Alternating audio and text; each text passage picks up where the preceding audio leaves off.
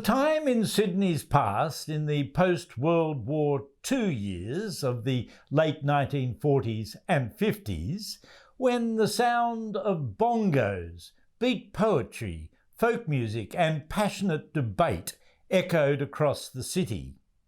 Sydney was a much smaller world, and it was easier to identify an intellectual subculture, in this case, the self-proclaimed Sydney Push, a libertarian movement which would persist through to the early 70s. Many beats ago, in a tiny workshop on the outskirts of Boobabadao, an old daddy sat fashioning from fine teak a set of bongos, very small yet very frantic.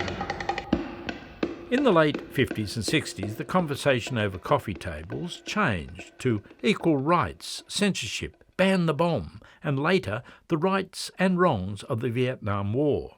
The music changed too, for it was the sound of folk music that best accompanied talk of protest and social change. The late 70s witnessed more changes as pub rock shattered the conversation. Television also seized the minds of the masses as Australia quickly moved from a nation of people who once entertained each other to a people who got entertained, mainly from television. Even hotels installed television sets, sealing the fate of both conversation and music. The Sydney Push, possibly taking its name from the rebellious larrikin street gangs of the past, who called their gangs pushers, was a fluid clan of left-wing intellectuals and philosophers, mostly arts and philosophy students, rebels and creatives who frequented Sydney coffee shops and pubs. There was no real membership to the Push. People floated in and out, just like their conversations knew no boundaries. They bonded through rejection of conventional morality and conformity. Consistent members included Clive James, Jim Baker, Eva Cox, Margaret Fink, Harry Hooton, Robert Hughes, John Olsen, Jermaine Greer, Paddy McGuinness, Wendy Bacon, Lillian Roxon, Jill Neville and Frank Morehouse, and many others who floated in and out and around about. Gatherings of the Push meant hours of debate and discussion over endless cups of coffee or glasses of wine and beer. One wit described it as critical drinking. Where do you think I have been all the day? Boozing, jolly well boozing. Folk music was impromptu and often raucous, including endless bawdy song sessions. Occasional singers included Beth Scher, Don Henderson, Bill Berry, Brian Mooney, Marion Henderson, Gary Shearston, Terry Driscoll, Don Ayrton and Declan Apley. One bawdy song, sung by Apley, Professor John Glaister, was supposedly written by John Anderson, Professor of Philosophy at Sydney Uni, and another about Vincent van Gogh's sexual exploits written by painter John Olsen. The Sydney Push coincided with the arrival of the Beat Generation.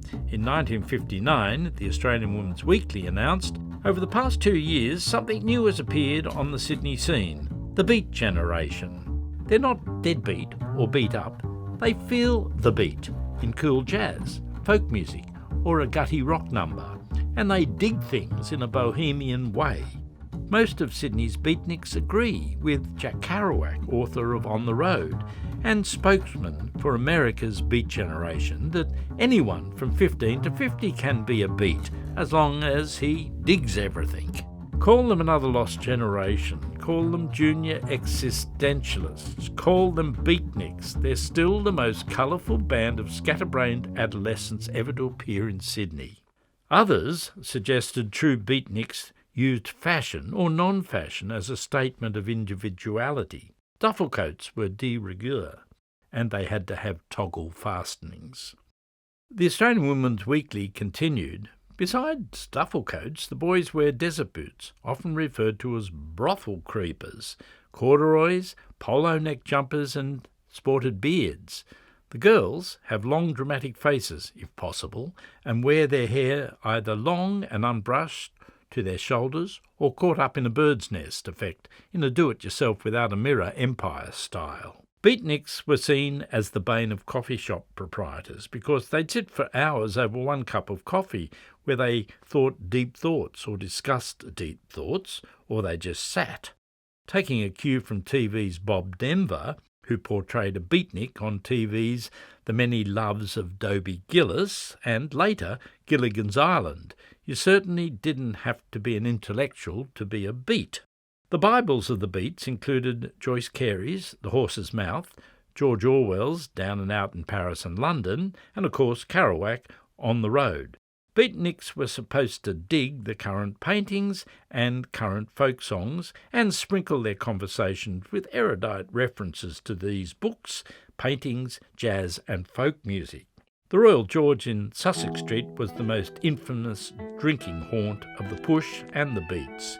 It offered an intellectual camaraderie, informal folk singing and a bohemian old-style pub ambience. The Liberty Coffee Shop in Rose Street in the CBD was the other favourite. Rose Street was a city lane running alongside the Australia Hotel between Pitt and Castlereagh Streets. In its heydays from the late 1800s to the 1970s, it was bustling with bookshops, restaurants, cafes, fashion, music and other specialty retailers. It had a distinct European flavour. In 1973, in a decade of architectural vandalism, it came tumbling down to the wrecking ball, along with the old Theatre Royal and Sydney's elegant Hotel Australia, to make room for the MLC Centre. Author Isidore Brodsky in 1962 painted a picture of what Rose Street must have been like. Rose Street is the street of the savant employing each of the five senses to understand thoroughly what it is to be tasted, savoured and slowly enjoyed in art and literature, in theatre and music, in legend and fact, and anecdotal bric-a-brac. Always interested in any fresh expression in art and earnest to encourage it. At the Lincoln Cafe, with its goldfish windows, poets recited, folk singers sung, often from the Lincoln's own songbook, and everything was, to use the word of the day, cool. I'm gonna tell you, baby, move away from here. Gonna stop that Iceman, gonna buy me a Frigidaire. I'm gonna move way out in the outskirts. Lee Gordon was the biggest music promoter in the country at the time, and he presented the big shows at the old Sydney Stadium at Rushcutters Bay. In 1959, Gordon, never slow to pick a trend, recorded, to use his own words, a groovy single, She's the Ginchiest, for his lead-on record label. Even though her home's in old Paddo, she's the ballinest chick that you'll ever know. She's the Ginchiest. Barry Crocker was another who got in on the act. He cut Beatnik Baby. Oh yeah, oh yeah. She's my beatnik baby. She's my beatnik. A song that waxed lyrical about a girlfriend who only longed for coffee and jazz.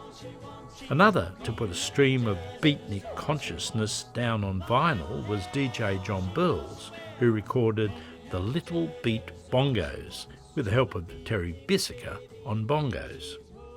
As if heralding the end of the beat generation, the folk revival and the Sydney push in 1972, three of the world's most famous beat poets visited Sydney for performances: Allen Ginsberg, Lawrence Ferlinghetti and the Russian poet Voznesensky. Adrian Rawlins, a much-loved eccentric poet and personality, compared the performances. One of the shows at the Sydney Conservatorium got out of control, led by artist Brett Whiteley, who loudly expressed his boredom with Ferlinghetti's poetry. Whiteley and three others were arrested for offensive behaviour. The sound of bongos faded away. And it's cheer up, me lads, let your heart never fail, for the bonny ship the Diamond goes fishing for the whale. Folk music experienced a decade of widespread popularity between 1955 and 1965. It was played on radio, television and in concert, influenced by major recording artists like Pete Seeger, Burl Ives, Odetta, the Kingston Trio, the Weavers, Ewan MacColl and A.L. Lloyd. Australian artists at the time sang British ballads, English, Scots and Irish folk songs, and some Australian folk songs, which typically were described as bush songs. The leading performers of the era included Gary Shearston, Martin Wyndham-Read, Declan Affley, Marion Henderson, Lionel Long, Colin Dryden, Brian Mooney, Alex Hood, Danny Spooner and Tina Lawton. In the 1970s, the Larrikins and the Bushwhackers Band led another revival, often with bush dancing. In 1970, Sydney hosted the 4th National Folk Festival, an initiative which had started in Melbourne in 1967 with the Port Phillip Folk Festival. Sydney's festival was called the Port Jackson Folk Festival and attracted thousands to venues across Sydney. The success of the festival, both artistically and financially, led to the establishment of the Folk Federation of New South Wales, a not-for-profit organisation which in 2020 celebrated its 50th anniversary. This same organisation staged the 2019 Sydney Folk Festival and the 2020 Sydney Folk Festival at Home Virtual Festival. Over the years, Sydney has been home for numerous folk clubs, many taking the name of the hotel they were held in, including the Elizabeth Folk Club, the Folk Attic, the Edinburgh Castle, the Royal George, the Maitland and Morpeth, the Loaded Dog, the Shack, Packed Folk and the Troubadour.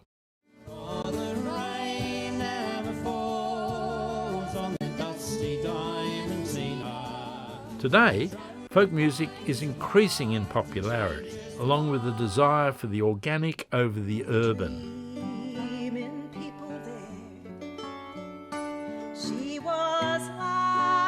The words folk music now represent many musical expressions which can be found in Sydney. It's a big, colourful and generous description covering traditional music, world music, blues, bluegrass and beyond, and most importantly, original and traditional songs that tell stories about our country and our city. The beat goes on.